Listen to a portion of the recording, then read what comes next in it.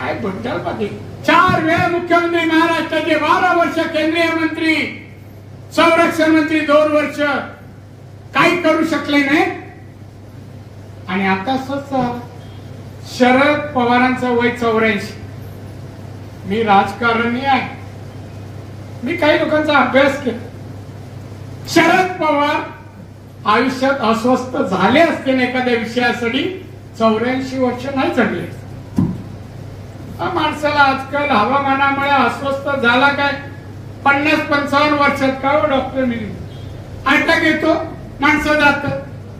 84 वर्षात जग इकडे तिकडे वादळ हो, पूर येऊ, काय शरद पवारला काय होत नाही, बिंदास असतात।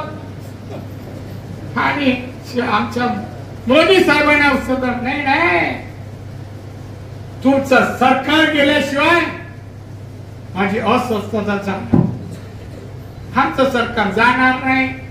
400 खासदार येऊन आमचं मेजॉरिटी सरकार मोदी साहेब तिसऱ्यांदा पंतप्रधान होणार।